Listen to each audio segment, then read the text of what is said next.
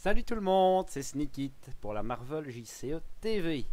Aujourd'hui, je suis très content de faire cette vidéo deck tech pour vous présenter surtout le deck X23 dont je suis particulièrement fier et qui a été approuvé par Shep lui-même, alors que tout le monde sait que Shep n'aime pas la protection. L'idée du deck à l'origine, quand on a fait la review de la news, j'avais tout de suite eu l'idée, je vais le construire autour de Honey Badger, ici présente, parce que sa capacité me permet de détaper X23. Donc très intéressant, et on a envie de la garder en vie. Qui dit builder un allié, pense directement au bleu. C'était ma première idée, et je pense que quand le sidekick sera sorti, j'y retournerai. En tout cas, j'essayerai. Et puis, je discute avec Steve Kimmel, et il me fait non, moi je veux en vert pour le plus 3 PV. Là, je bug. Je fais comment ça? Je vois bien le plus 3 PV, mais c'est réservé aux X-Men. Et puis la pièce tombe. Honey Badger, c'est un X-Men. Oh, mais ça change tout! Donc, évidemment, on a été en protection pour aller chercher le plus 3 PV et l'entraînement. Alors, il y a plusieurs... En général, quand on build un personnage, on met une carte par personnage et on est content. Ici, on va en mettre 3. Il y a 2 raisons à ça. La première, c'est que je n'ai pas envie d'attendre de trouver la carte. Si le Badger est en jeu, je veux pouvoir l'équiper directement. La deuxième, c'est son obligation. L'obligation est une saloperie dans ce deck-là, vu qu'elle va retirer le Badger de la partie, et donc tous les équipements, poubelle. Récupérer le Badger n'est pas très difficile, mais donc pareil, si je dois la récupérer, je dois la rebuilder le plus vite possible. C'est aussi pour ça qu'on ne va pas exagérer avec les équipements. Je ne vais pas m'amuser à la transformer en machine de guerre. C'est pas l'intérêt. Moi, ce que je veux, c'est juste profiter des points de vie et de l'untap. Maintenant, dans un deck où il y aurait beaucoup de riposte comme Zola, rentrer en x1 le pistolet pour lui faire gagner à distance, ça peut se justifier. Évidemment, le combo avec ça, c'est de jouer l'heure du match, qui va me permettre, puisqu'elle sera entraînée, de redresser et de la soigner. Double gain. Ce qui fait que, en la redressant, je vais par définition redresser aussi X23. Et un petit sucre, c'est vraiment la gâterie.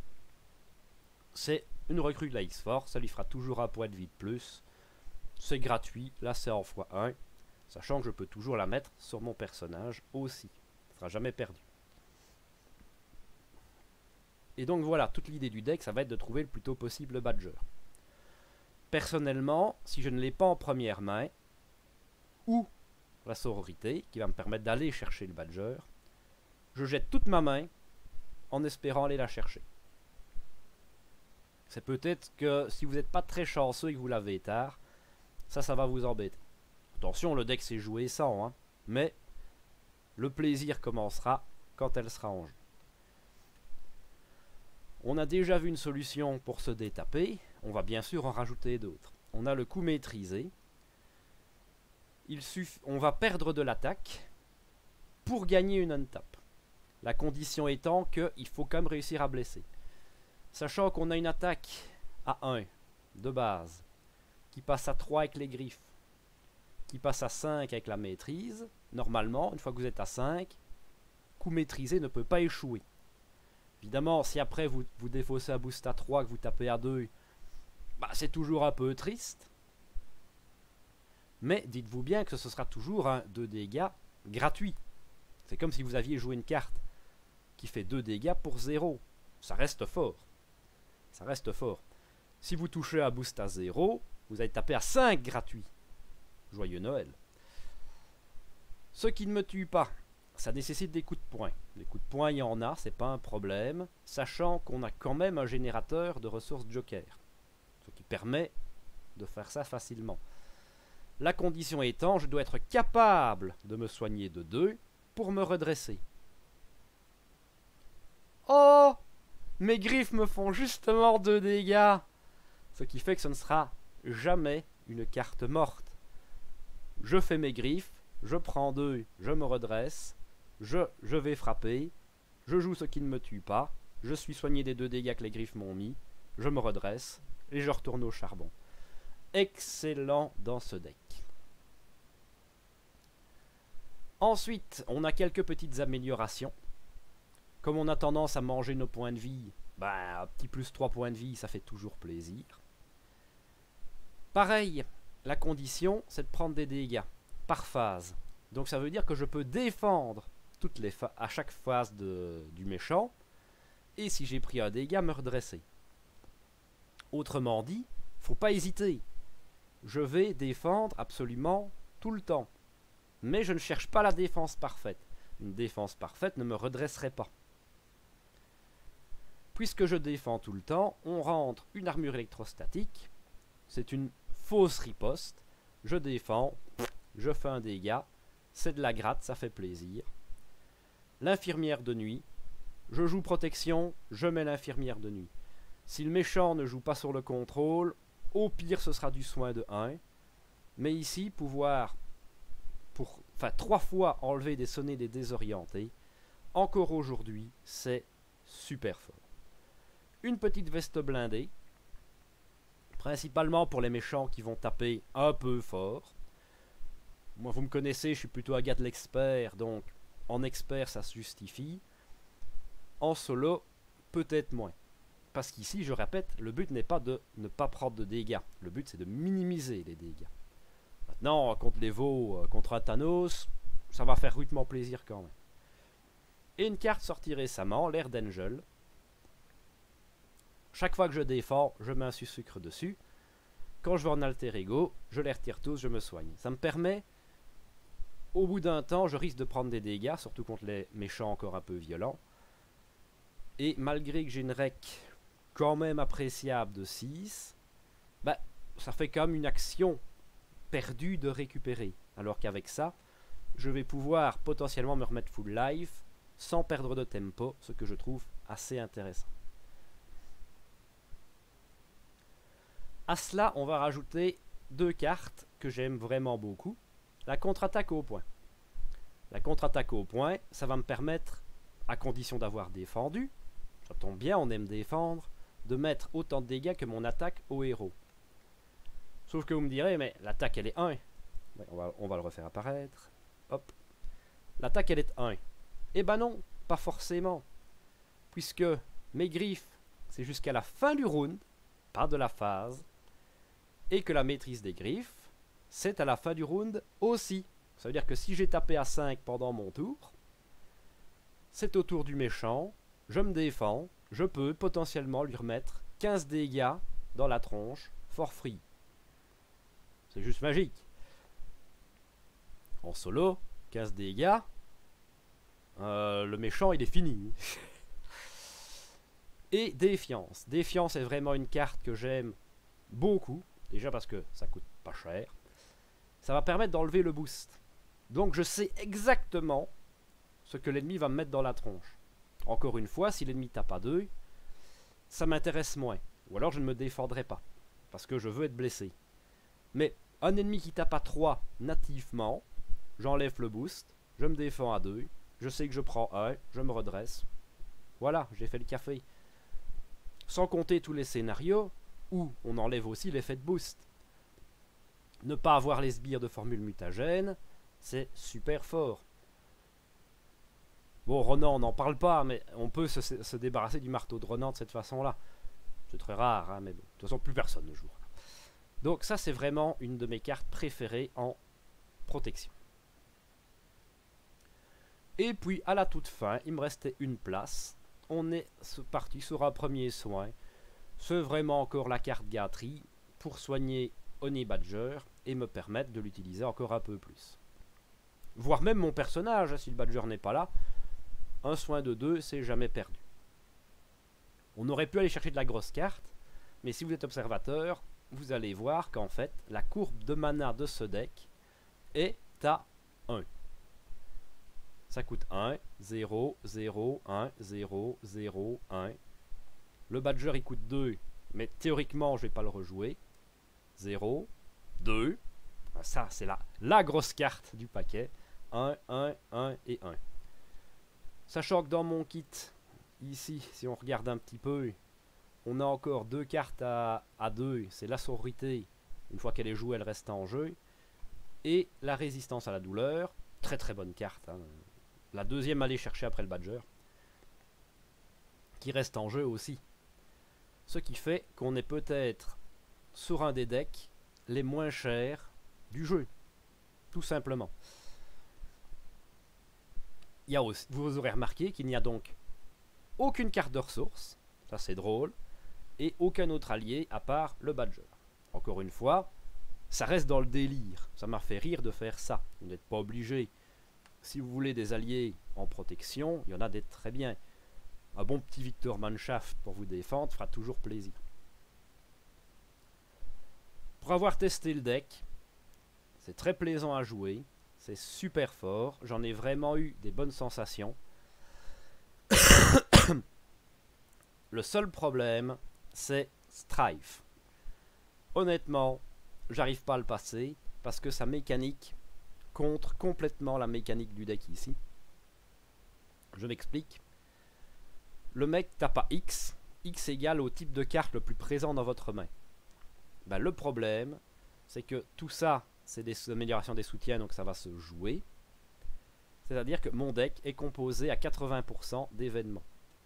C'est-à-dire que même en standard, Strife en moyenne vient taper à 4 ou à 5. C'est déjà assez compliqué comme ça. Mais quand on passe au stade 2, Strife augmente la taille de main de 2, mais augmente de 1 le coût de toutes les cartes. Ce qui fait que toutes mes cartes qui coûtent 0 vont me coûter 1. Ça a l'air de rien dit comme ça, mais ça va complètement ralentir et casser la mécanique du jeu. C'est dommage, il y a toujours comme ça des personnages qui ne marchent pas, donc Strife ne combote pas avec X23. J'ai essayé plusieurs fois, je ne le passe pas tout simplement. Ou alors faut vraiment miser sur la chance et le rush. Dommage, dommage. Peut pas être parfait en tout. En tout cas pour tous les autres scénarios, ça passe. Voilà, j'avoue que j'ai pas réessayé Ronan, j'ai pas fait tous les scénarios non plus. Mais dans 90% des cas, ça va passer et vous allez passer un bon moment. Voilà. Si vous ne l'avez jamais testé, je vous encourage à tester ce deck, à me faire le retour dans les commentaires, parce que j'avoue que celui-ci, je suis quand même très très fier, on va pas vous le cacher. Et je vous dis, on se retrouve dans quelques secondes pour vous, quelques minutes pour moi, pour passer au dernier deck qui n'a pas encore été proposé à l'heure actuelle, c'est-à-dire le tant attendu Deadpool. A tout de suite. Et nous revoici dans la deuxième partie de cette vidéo pour le deck de Deadpool. Évidemment, Deadpool se joue dans n'importe quel aspect, mais quitte à builder du Deadpool, autant y aller dans l'aspect pool. Au moins, vous aurez les cartes à disposition directement. Alors, ce deck n'est absolument pas subtil et extrêmement violent. Le but du jeu est très simple, je vais booster mes points de vie au maximum et mettre des patates de forain derrière. La carte à aller chercher en première main, la plus grosse carte du pack de Deadpool, c'est le camion de Chimichangas. C'est celle qu'on veut dès le début qui va nous permettre de régène soit une fois gratuitement, soit 2 fois par tour. Sachant qu'on régène quand même de 8, ça peut servir. Parce que c'est pas tout dépenser ses PV, il faut aussi pouvoir les remonter. Ici, on va s'offrir directement la grosse carte, c'est le costume de symbiote, qui va augmenter nos points de vie de 10, on va déjà passer à 19, à toutes nos stats, en taille de main. Autant dire que ça fait rudement plaisir. Et comme il y a une icône, c'est quoi ça, le vrai nom, icône d'Aléa? En plus, bah, ça va bien avec la mécanique de Deadpool. Autant se faire plaisir. Bon, là on est à 19 points de vie, c'est pas assez. L'endurance nous permet de monter à 22. On peut faire mieux. On peut faire mieux avec l'entraînement spécialisé. Puisque l'entraînement spécialisé, ici on va aller chercher derrière les lignes ennemies, en première ligne, ce qui va augmenter encore nos points de vie et nous donner une carte chaque fois qu'on se fait taper dessus. Tiens donc. Ça donne un plus 4 points de vie, ce qui nous permet d'aller chercher 26 PV. 26 PV, c'est pas mal. Sachant, je rappelle pour ceux qui n'ont pas suivi les cartes Deadpool, que l'effort maximum, je subis X dégâts et je fais autant de dégâts à un ennemi. Donc si je suis full live, bah, à 26, effort maximum, je perds 25 points de vie, je fais 25 à un ennemi.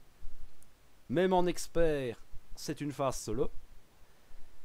J'enchaîne derrière avec cette carte brûle vraiment. Je fais 1 dégât par dégât que j'ai subi.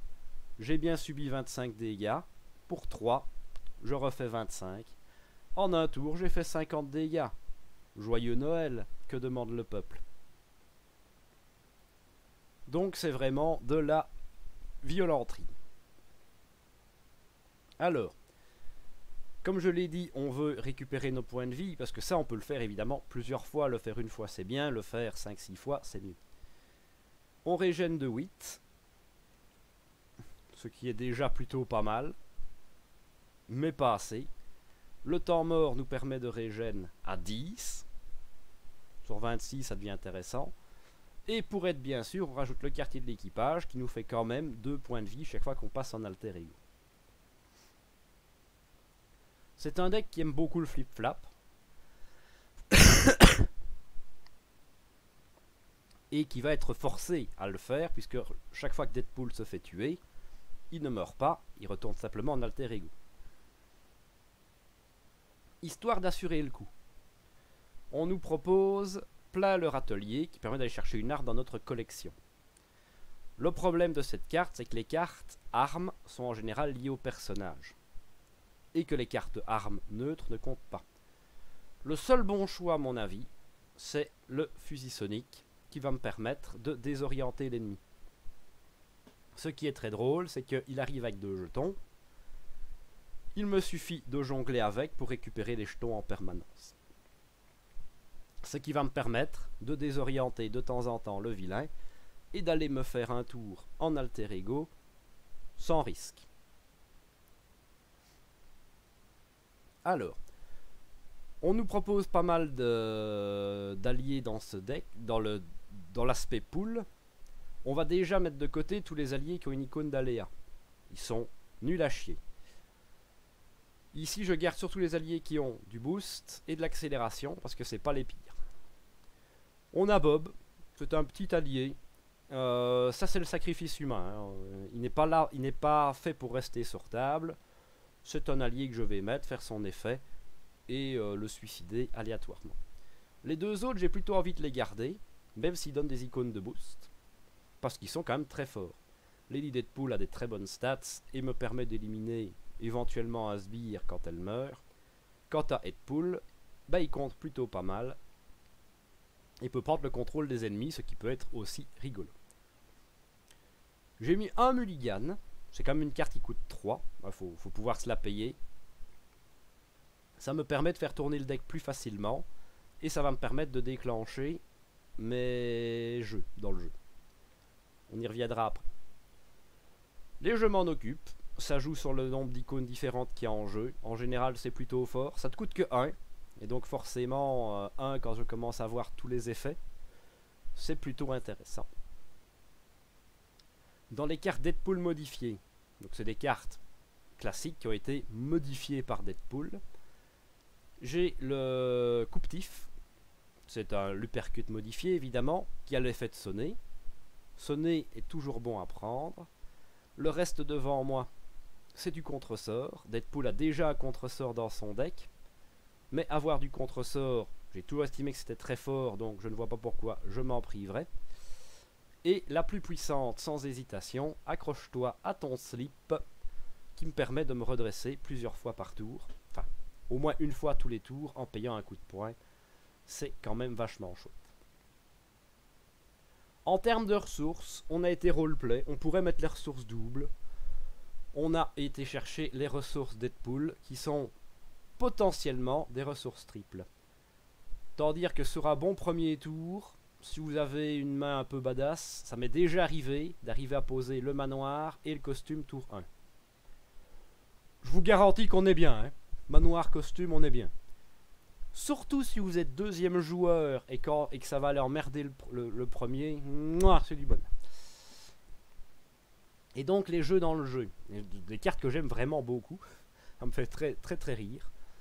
Celle-ci va aller retirer de la menace pour la stocker et faire plus tard un désorienté quand elle sera remplie.